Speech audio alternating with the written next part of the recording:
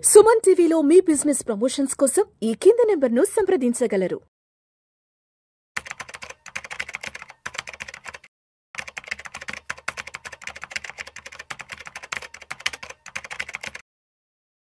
Welcome to Vishnu talks. నేను విష్ణు. ప్రస్తుతంతో పాటు NIS and Crisil certified wealth manager Revanth Chalamala ఉన్నారు. వారితో మాట్లాడదాం. నమస్తే రేవంత్. నమస్తే sir. Revanth, welcome to Vishnu talks. Thank you. So Revanth, ఒక కేస్ స్టడీ గురించి మాట్లాడుకుందాం. ఒక real time case study. Sure. మాకు తెలిసిన ఒక అంకుల్, మా ఫ్యామిలీ ఫ్రెండ్, ఒక ఫార్మా కంపెనీలో మంచి పొజిషన్ లో ఉన్నారు, జనరల్ మేనేజర్ పొజిషన్ లో ఉన్నారు. ఓకే. సో ఆయన ఒక 1.5-2 years తర్వాత ఆయన రిటైర్మెంట్ తీసుకుందాం అనుకుంటున్నారు. ఓకే. సో నిన్న మా ఇంటికి వస్తే కలిసి మాట్లాడుకున్నాము.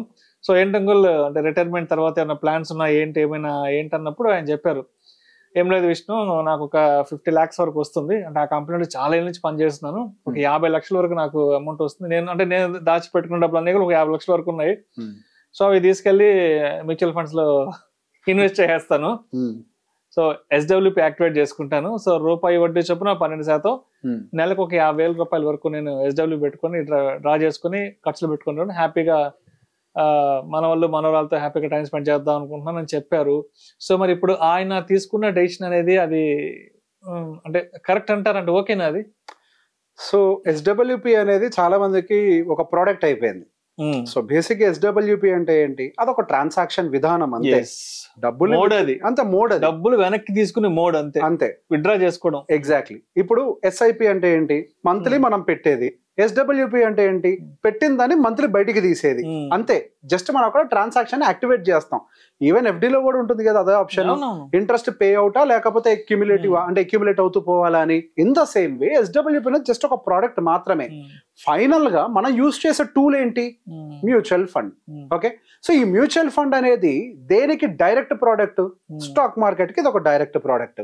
సో ఇందాక మీరు చెప్పినప్పుడు మరి కొన్ని అంశాలు చెప్పారు. ఏంటది? 12% రిటర్న్ వస్తుంది. నేను సో వర్స్ట్ కేసులో నెలకి 50,000 విత్డ్రా చేసినా కానీ నేను స్టేబుల్ గా ఉంటాను అని. అది కేవలం ఇప్పుడు మీరు చెప్పిన మీ అంకుల్ దగ్గర నుంచే కాదు, నేను నా దగ్గరకు వచ్చినటువంటి వాళ్ళ దగ్గర నుంచి కూడా చాలా మంది దగ్గర నుంచి విన్నాను. ఏముందండి, సింపుల్ గా పెట్టేస్తే 12% రిటర్న్ మినిమం గ్యారంటీ కదా, 12% రిటర్న్ తోటి హ్యాపీగా బతికేయచ్చు కదా, ఏముంది దానికి ప్లాన్ అవసరమా అని చెప్పేసి. సో ఇక్కడ మనం అర్థం చేసుకోవాల్సింది ఏంటంటే SWP అనేది విత్డ్రావల్ మెథడ్ అంతే. కానీ ఆ విత్డ్రావల్ మెథడ్ ఎందులో ఉంది? మ్యూచువల్ ఫండ్స్ లో ఉంది. మ్యూచువల్ ఫండ్స్ అనేది స్టాక్ మార్కెట్ కి లింక్ అయి ఉంటుంది. సో బేసిక్ గా మనకి ఈ పర్టికులర్ SWP మెథడ్ కి సంబంధించి కొన్ని అండర్స్టాండింగ్స్ అనేవి సరిగ్గా లేవు. ఓకే. సో బేసిక్గా ద మోస్ట్ కామన్ మిస్టేక్స్, అంటే కామన్ గా తప్పుగా ఆలోచించే అంశాలు ఏంటి అని అంటే, కన్సిస్టెంట్ గా 12-15% యాన్యువల్ రిటర్న్ ఇస్తుంది. ఇది ఒకటి ఫస్ట్ అజ్యూమ్ చేస్తూ ఉంటారు. అండ్ రిటర్న్స్ అనేవి ఇట్లా వెళ్తూ ఉంటాయి.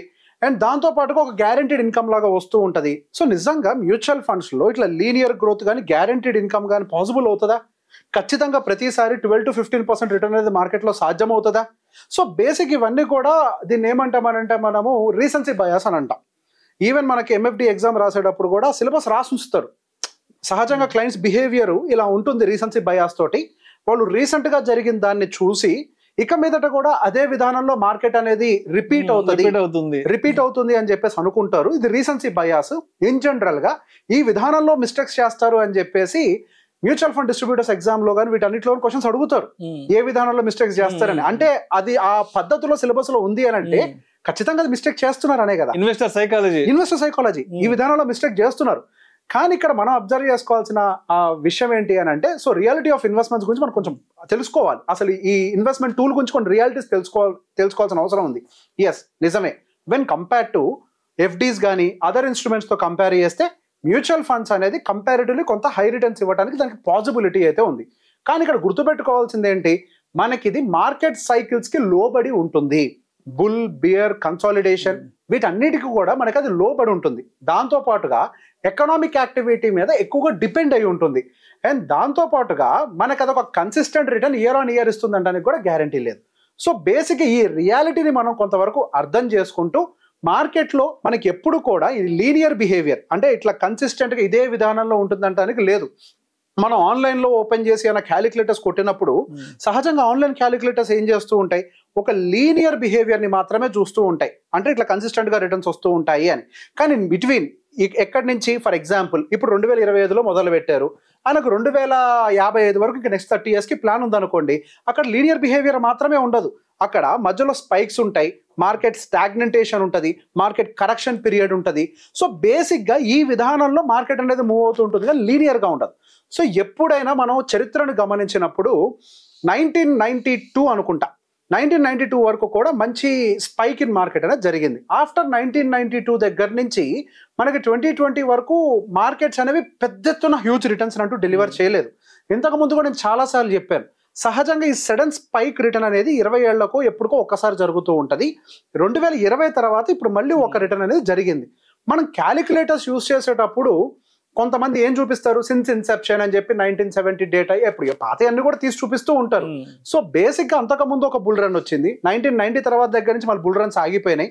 దాదాపుగా 20-25 సంవత్సరాల వరకు కూడా మనకి గట్టిగా నిఫ్టీ, సెన్సెక్స్ లాంటివి ఇవన్నీ కూడా ఒక స్టేబుల్ రిటర్న్ మాత్రమే ఇచ్చాయి. 10% ఇలా మాత్రమే డెలివరీ ఇలానే మాత్రం డెలివరీ చేసాయి. మళ్ళీ 2020 కోవిడ్ తర్వాత మాత్రమే మనకు ఒక స్పైక్ వచ్చింది. కానీ క్యాలిక్యులేటర్స్ మనం యూజ్ చేసేటప్పుడు అది ఏం చేస్తుంది, ఇప్పుడు వచ్చిన స్పైక్ని క్యాలిక్యులేట్ చేస్తుంది, 1992 కంటే ముందుండే స్పైక్స్ని క్యాలిక్యులేట్ చేస్తుంది, మొత్తం క్యాలిక్యులేట్ చేసి ఒక లీనియర్ రిటర్న్ మీకు ఎస్టిమేషన్లో ఇస్తుంది. కానీ ఇక్కడ నిజం ఏంటి, మన జీవితం ఏమన్నా చరిత్ర అంటే మ్యూచువల్ ఫండ్ చరిత్ర ఉన్నంత వరకు ఉంటుందా? కాదు కదా, మనం మధ్యలో వస్తాం. మ్యూచువల్ ఫండ్ మనం పుట్టక ముందు ఉంది, మనం పోయిన తర్వాత కూడా ఉంటుంది. క్యాలిక్యులేటర్ వాడేటప్పుడు మొత్తం చరిత్ర ఉంటుంది. కానీ మనం వాడేది ఎప్పుడు, మనం వాడేది ఒక పర్టిక్యులర్ టైం ఫ్రేమ్కి కదా. ఆ పర్టికులర్ టైం ఫ్రేమ్లో ఎలా ఉండబోతుంది అనేది కదా ఇక్కడ గేమ్ అంతా కూడా డిసైడ్ చేసేది. సో లీనియర్ డెలివరీ అనేది సహజంగా మార్కెట్లో ఉండదు. సో బేసిక్గా ఇక్కడ కొన్ని డేంజర్స్ని కూడా మనం ఐడెంటిఫై చేయాల్సి ఉంటుంది. సో టూ మచ్గా ఓవర్ ఎస్టిమేషన్ చేయటం అనేది ఇక్కడ పనికిరాదు. I'm not saying mutual funds are bad, SWP is bad. I'm mutual fund distributor, నేను ఇందులోనే వ్యాపారం చేస్తున్నా. బట్ స్టిల్ దానికి సంబంధించిన స్ట్రాటజీ కూడా మళ్ళీ చెప్తాను. దీని మీద పూర్తిగా ఓవర్ ఎస్టిమేషన్స్ తోటి మన ఎజంప్షన్స్ పెట్టుకోవడం చాలా ఇబ్బందికరం. సో ఈ విధానంలో కనుక మనం కంటిన్యూ చేస్తూ పోతే ఓవర్ ఎస్టిమేషన్స్ తోటి మనకి ఫైనాన్షియల్ ఇన్సెక్యూరిటీ వస్తుంది, క్యాపిటల్ ఎరోజన్ జరగడానికి ఛాన్సెస్ ఉంటుంది. ఇవన్నీ కూడా మార్కెట్ డౌన్ ట్రెండ్స్లో ఉన్నప్పుడు ఎక్కువ పానిక్, పర్టికులర్ కూడా ఆ ఏజ్ అటువంటిది. కొంతవరకు సహజంగా వయసు పెరిగే కొద్దీ ఆ చాదస్తంతో పాటుగా అందరికీ వచ్చేదే, చాదస్తంతో పాటుగా ఇన్సెక్యూరిటీ కూడా బిల్డ్ అవుతుంది. ఆ ఇన్సెక్యూరిటీలో మరింత భయాలు కూడా క్రియేట్ అయ్యి ఆరోగ్యం కూడా పాడే అవకాశాలు ఉంటుంది. సో బేసిక్గా దీని గురించి ఇప్పుడు మనం ఏం చేయాలి అని అంటే ఒక బ్యాలెన్స్డ్ రిటైర్మెంట్ స్ట్రాటజీని బిల్డ్ చేయాల్సిన అవసరం ఉంది. సో ఇన్కమ్ డైవర్సిఫికేషన్ అనేది ఇక్కడ చాలా అవసరం అనమాట. ఇన్కమ్ డైవర్సిఫికేషన్ ఏంటంటే ఇప్పుడు కంప్లీట్గా ఈక్విటీలో పెట్టడం కాదు, ఇక్కడ నుంచి నెక్స్ట్ 1 year మన ఏ ఇన్స్ట్రుమెంట్ నుంచి విత్డ్రా చేయడానికి ప్లాన్ ఉంది అంటే బాండ్ బేస్డ్ వాటి నుంచి విత్డ్రా చేస్తామా, లేకపోతే FD బేస్డ్ వాటిలో విత్డ్రా చేస్తామా, ఇట్లా నెక్స్ట్ 1 yearకి ఏంటి ప్లాను, ఈ 1 year ఫండ్ని మళ్ళీ రీఫిల్ చేసే ఫండ్ ఏది, ఎందుకు మనం విత్డ్రా చేసేది ఫస్ట్ ఈ 1 year ఫండ్లో నుంచే కదా, మళ్ళీ ఇది ఎప్పుడు కూడా రీఫిల్ అవుతూ ఉండాలి. ఈ 1 year ఫండ్ ఎప్పుడు కూడా ఎండ్ అవ్వకుండా. సో ఆ రీఫిల్ చేసే ఫండ్ ఏ ఇన్స్ట్రుమెంట్లో పెట్టాలి, ఈ రీఫిల్ ఫండ్ ఈ రీఫిల్ చేసే దాంట్లో కూడా డబ్బులు అయిపోతాయి కాబట్టి ఇందులో కూడా ఫిల్ చేయాలి కదా. సో నెక్స్ట్ ఏ ఇన్స్ట్రుమెంట్ ఉండాలి అంటే ఒక స్టెప్ బై స్టెప్ ప్రాసెస్లో ఒక కన్స్ట్రక్షన్ ఏర్పాటు చేయాలి. నెక్స్ట్ 5 year కంటూ ఒక ప్లాన్ ఉండాలి మన దగ్గర. మార్కెట్ కండిషన్ దృష్టిలో పెట్టుకొని వీటన్నిటికీ అనుకూలంగా ఒక ప్లాన్ ఉండాలి. అండ్ దీంతో పాటుగా అసలు రిటైర్మెంట్ పాయింట్ ఆఫ్ వ్యూలో కరెక్ట్గా ఆ మూమెంట్కి వచ్చాక ప్లాన్ చేయటం కాదు, ముందు నుంచే మనకి అదర్ ఇన్కమ్ డైవర్సిఫికేషన్లో భాగం కింద రెంటల్ ఇన్కమ్ని ఏమైనా ప్లాన్ చేసుకోవడానికి అవకాశాలు ఉన్నాయా, ఇట్లాంటివి కూడా మనం దృష్టిలో పెట్టుకోవాలి. సో దాంతో పాటుగా ఎంత పర్సంటేజ్ను మనం విత్డ్రా చేయడానికి అవకాశాలు ఉన్నాయనేది మనం తెలుసుకోవాలి. ఇందాక మీరు చెప్పారు 12%, 1% నెలకి 50,000, అది సాధ్యం కాదు. మీరు ఎంతవరకు విత్డ్రా చేస్తే సెక్యూర్డ్గా ఉంటారు అని అంటే మీకు ఏదైతే ఎస్టిమేషన్ ఉందో దాంట్లో సగం మాత్రమే విత్డ్రా చేయాలని చెప్తాను నేను. అంటే మీకు 12 వస్తుంది అని అంటే మీరు 12 వస్తుందని అనుకుంటే 6% మీరు విత్డ్రా చేయాలి. అంటే 50 లక్షలు పెట్టుబడి పెట్టిన వాళ్ళు నెలకి 25,000 మించి తీయకూడదు. అంటే ₹1 వడ్డీ మాత్రమే విత్డ్రా చేయాలి. ఎందుకు, మార్కెట్ అనేది రకరకాల ఫేసెస్లో కిందకి పైకి తిరుగుతున్నప్పుడు మనకు అన్నెసరీ విత్డ్రావల్స్ వల్ల, అంటే సహజంగా విత్డ్రావల్స్ అనేది మనకి కిందకు వచ్చినప్పుడు కూడా జరుగుద్ది కదా, కిందకు వచ్చినప్పుడు కూడా ₹1 వడ్డీ విత్డ్రా చేస్తే క్యాపిటల్ ఎరోషన్ జరుగుతుంది, అంటే క్యాపిటల్ వైపౌట్ ఫాస్ట్గా అవుతుంది. సో మనం ఎప్పుడైనా సరే అందుకే ఒక స్టాండర్డ్ నెంబర్ని పెట్టుకొని అది కూడా అదర్ క్యాలిక్యులేషన్స్ అన్ని ఇంక్లూడ్ చేసుకొని ఇన్ఫ్లేషన్ అడ్జస్టెడ్ ఎంత పెంచాలో చూసుకొని ఒక ఫిగర్ని ఫిక్స్ అవ్వాలి. అందరికీ ఒకటే ఫిగర్ అంటూ ఉండదు, కొంతమందికి 4, కొంతమందికి 5, కొంతమందికి 6, సిచ్యువేషన్ టు సిచ్యువేషన్ దాన్ని ప్లాన్ చేయాలి. దాంతో పాటుగా ఖచ్చితంగా మనము ఒక సేఫ్టీ బఫర్స్ని తయారు చేయాలి. సేఫ్టీ బఫర్స్ అంటే ఏంటి, ఎమర్జెన్సీ ఫండ్. ఇప్పుడు సహజంగా ఆరోగ్యం ఎట్లుంటుందో మనకు తెలియదు, వయసు పెరిగింది కదా, వయసు పెరిగినప్పుడు పిలవకపోయినా వచ్చే చుట్టం ఏంటి అని అంటే ఆరోగ్య సమస్య, పిలవకపోయినా వస్తాయి అవి. సో ఎమర్జెన్సీ ఫండ్ అనేది మనకి ఆ రిజర్వ్ అనేది మనం ముందుగానే ప్లాన్ చేసి పెట్టుకోవాలి. ఆ రిజర్వ్స్ లేకుండా ఓన్లీ ఇన్కమ్ రిలేటెడ్ ఫండ్స్ లోనే ఇన్వెస్ట్ చేస్తే ఏదైనా హెల్త్ ఇష్యూ వస్తే ఇన్కమ్ రిలేటెడ్ ఫండ్స్ అన్ని కూడా ఫట్మన్ కరిగిపోతాయి. So health emergency related fund separate గా ఉండాలి. ఈవెన్ దో హెల్త్ ఇన్సూరెన్స్ ఉన్నా ఈ బేస్డ్ ఫండ్స్ అంటే ఇన్కమ్ జనరేటింగ్ ఫండ్స్ అనేవి సపరేట్ గా మెయింటైన్ చేయాలి. రెండింటిని క్లబ్ చేసి కూడా ఎప్పుడు చూడకూడదు. అండ్ దీంతో పాటుగా మన ఎస్డబ్ల్యూపీని యాక్టివ్ గా మేనేజ్ చేయాలి. దాన్ని ప్రాపర్ గా ఆప్టిమైజ్ చేయడం అనేది చాలా ఇంపార్టెంట్. సో కొంతవరకు పోర్ట్ఫోలియోని లో వాలటైల్ పోర్ట్ఫోలియో డిజైన్ క్రియేట్ చేయడం. సో ఇక్కడ ఇది చాలా ఇంపార్టెంట్. అంటే వాలటాలిటీ ఎక్కువగా ఉంటే వాళ్ళ వయసు అది కాదు. ఇప్పుడు వాళ్ళకి ఆల్రెడీ చాలా ఆస్తులు ఉన్నాయి, ఇన్కమ్ ఆల్రెడీ వస్తుంది అనుకోండి, వాళ్ళని ఒక కేసులో చూస్తాం. లేదు దీని మీద డిపెండ్ అవుతున్నారు అనుకోండి, మనం చూడాల్సిన కేసు వేరు. సో లో వాలటాలిటీ ప్రిపేర్ చేయడం అనేది చాలా అవసరం. దాంతో పాటుగా రిటైర్మెంట్ అంటే రిటైర్మెంట్ అవ్వక ముందే, ఇప్పుడు రిటైర్మెంట్ అవుతున్నారు ఇంకో 2-3 సంవత్సరాల్లో అని అనగానే మనం ఆ పోర్ట్ఫోలియోని ప్రాపర్గా రీబ్యాలెన్సింగ్ చేయాలి, అంటే రీకన్స్ట్రక్షన్ చేయాలి. ఇది కంపల్సరీ గుర్తుపెట్టుకోవాలి. అండ్ రెగ్యులర్గా వెరీ ఫ్రీక్వెంట్ అంటే ప్రతి నెల అని కాదు, 6 monthsకి ఒకసారో 1 yearకి ఒకసారో పోర్ట్ఫోలియో ఏదైతే మనం తయారు చేసి పెట్టామో దాన్ని ఖచ్చితంగా రివ్యూ చేయాల్సిన అవసరం ఉంది. సో బేసిక్గా ఈ ప్రాసెస్ మొత్తానికి ప్రాపర్గా ఆ ఏజ్లో మళ్ళీ ఇదంతా హెక్టిక్గా పెట్టుకోకుండా ఒక ప్రొఫెషనల్ గైడెన్స్ తీసుకోవడం అనేది ఉత్తమమైన స్ట్రాటజీ. ఎందుకు ఇప్పుడు నేను చెప్పిన ఇంత స్ట్రాటజీని బిల్డ్ చేయాలంటే దానికి అనుభవం కావాలి. ఇంతకు ముందు దాన్ని ఇంప్లిమెంట్ చేసిందో లేకపోతే చదివిందో ఒక సైంటిఫిక్ అప్రోచ్ అనేది ఇందులో అవసరం. సో ఆ బేసిస్ లో మనం దీన్ని గుర్తుపెట్టుకోవాల్సిన అవసరం ఉంది. సో మనం ఖచ్చితంగా ఏంటి ఒక 5-year బఫర్ స్ట్రాటజీని మాత్రం ఖచ్చితంగా దృష్టిలో పెట్టుకోండి. సో మనకి ఏదైతే మనకి నెక్స్ట్ 5 years లో ఇందాక చెప్పాను కదండి, ఒక పెద్ద కుండ నుంచి చిన్న కుండకి, చిన్న కుండ నుంచి ఇంకా చిన్న కుండకి, అక్కడి నుంచి మనం తాగే రకంగా అంటే మనం వాడుకునే రకంగా ఈ చిన్న కుండలోకి నీళ్లు కంటిన్యూస్ గా ఫిల్ అవ్వాలి అంటే ఫస్ట్ 1 year, సెకండ్ కుండలోకి నీళ్లు ఫిల్ అవ్వాలి అంటే సెకండ్ ఇయర్ కి సంబంధించిన ఫండ్, ఆ పైన ఈ కుండలోకి ఎక్కడి నుంచి ఫిల్ అవ్వాలి. సో ఇట్లా ఒక 5-year బఫర్ స్ట్రాటజీని కనుక మనం ప్లాన్ చేసి పెట్టుకుంటే ప్రాపర్ గా మనకు కొంతవరకు అది అంటే సాఫీగా తీసుకెళ్లే అవకాశాలు ఉంటాయి. దాంతో పాటుగా టాక్టికల్ విత్డ్రావల్ స్ట్రాటజీని అయితే మనం వాడాల్సిన అవసరం ఉంటుంది. టాక్టికల్ విత్డ్రావల్ మెథడ్ అంటే ఏంటి? ఇప్పుడు మార్కెట్ అనేది బాగా పైన ఉందనుకోండి, ఎక్కడి నుంచి ఎస్డబ్ల్యూపీ యాక్టివేట్ చేయాలి, ఇది చాలా ఇంపార్టెంట్.